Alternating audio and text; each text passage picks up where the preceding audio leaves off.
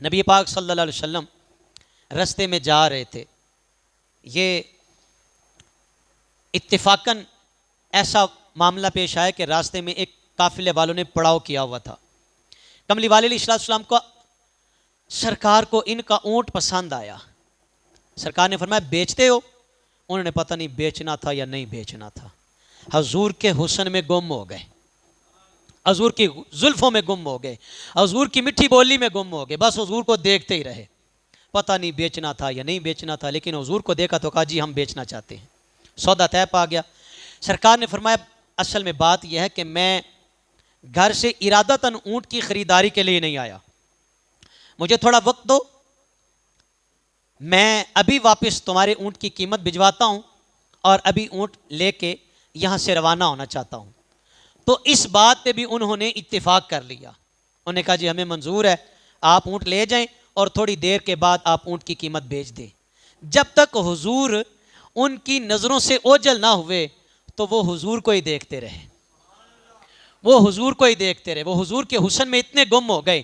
اچھا یہاں میں ایک بات عرض کرنا چاہتا ہوں, آپ کے سامنے اگر کوئی اجنبی آئے کسی چیز کا سودا کرنے کے لیے, کوئی بھی چیز, تو آپ سب سے پہلے اس کا نام پوچھیں گے, ایڈریس معلوم کریں گے. آج کل جو دور ہے جی ٹیلی فون نمبر دسو جی, علاقہ کیڑا جی, شناختی کارڈ دیں جی, ہمیں بہت ساری تحقیقات کے بعد آپ پھر سودا کریں گے. چلے میں نے کہا کہ انہیں کم از کم نام تو پوچھنا چاہیے تھا, ایڈریس, کوئی چیز بھی نہیں پوچھی, بس حضور کے حسن میں گم رہے.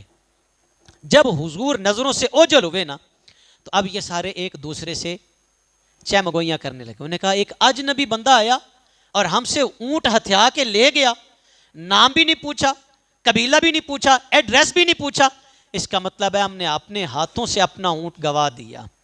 ایک کہتا ہے بھئی تو بڑا سیانا تھا, تو نے پوچھ لینا تھا, تو ہمارے اوپر ڈال رہا ہے. وہ کہتا ہے میں تمہیں کیا بتاؤں, جب وہ گفتگو کرتے تھے تو میں تو ان کی باتوں میں گم ہو گیا تھا.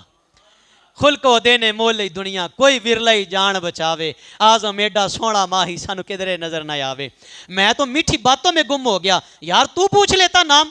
کہتا تمہیں کیا بتاؤں, وہ سونا ہی اتنا تھا, میں ان کی آنکھوں میں گم ہو گیا. ایک کہتا ہے میں ان کے رخسار کو دیکھتا رہا, ایک کہتا ہے میں تو ان کی گفتار کو دیکھتا رہا. یہ آپس میں بحث و مباحثہ کر رہے تھے.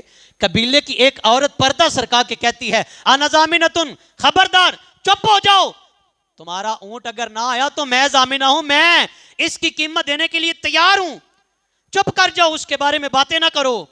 قبیلے والے اس بی بی سے کہتے ہیں بی بی تو جانتی ہے, اس کا نام عطا پتہ تجھے معلوم ہوگا.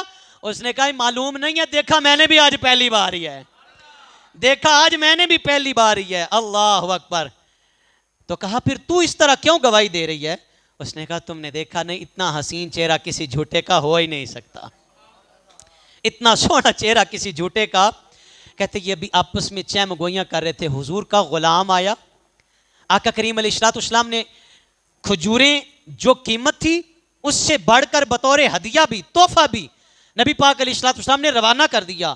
اور حضور کا غلام قبیلے والوں کے پاس آیا, آگے کہتا ہے تم سے میرے آقا نے اونٹ خریدا ہے؟ انہوں نے کہا جی ہم سے ہی خریدا ہے. کہا یہ تمہارے اونٹ کی قیمت ہے اور یہ میرے رسول پاک نے تمہارے لیے تحفہ بھیجا ہے. یہ قیمت ہے اور یہ تحفہ بھیجا ہے, یہ قیمت ہے. وہ جو آپس میں گفت و شنید کر رہے تھے کہ ایک اجنبی آیا اونٹ ہتھیا کے لے گیا, ہمیں پتہ بھی نہیں چلا. میرے رسول پاک صلی اللہ یہاں حضور کے حسن کی اور حضور کی سیرت کی دونوں باتیں میرے اور آپ کے سامنے. ہم تو وعدہ کر کے کہتے یار بھول ہی جائیں, یار وعدہ پورا ہی نہ کرنا پڑے. ہم تو دھوکہ دینے کی صحیح میں صبح اور شام کہ اس بندے کو زیر کیسے کرنا ہے, ہم ٹو میں رہتے ہیں, ہم تلاش میں رہتے ہیں. میرے نبی کے میلاد کی محفل میں آنے والوں, حضور کے ذکر کی محفل سننے والوں, اس اجتماع سے کم از کم یہ تو سیکھو یار, جہاں پہ حضور کے حسن جیسا زمانے میں کوئی نہیں, وہاں حضور کی سیرت جیسا زمانے میں کوئی نہیں ہے.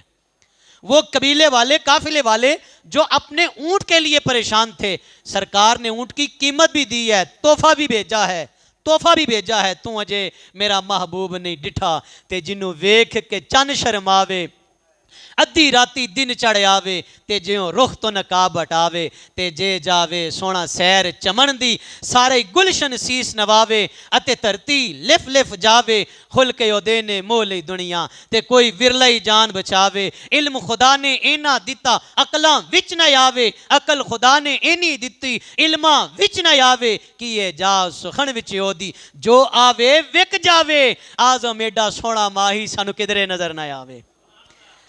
हजूर जैसा कोई हो तो नजर आए ना। फरमाया ये तुम्हारे ऊंट की कीमत है और ये मेरे आका ने तोहफा भेजा है। तो वो जो हुजूर के हुस्न में गुम थे अब हुजूर की सीरत में भी गुम हो गए।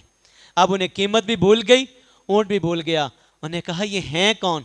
कहा ये अल्लाह के महबूब हैं, मुहम्मदुर रसूलुल्लाह सल्लल्लाहु अलैहि वसल्लम हमारे आका हैं, अल्लाह के आखिरी नबी हैं। उन्होंने कहा जल्दी करो, फिर इस जैसा सोना ना आया ना आएगा, जल्दी करो हुजूर की बारगाह में ले जाओ, कलमा पढ़ के ग़ुलाम बनना चाहते हैं।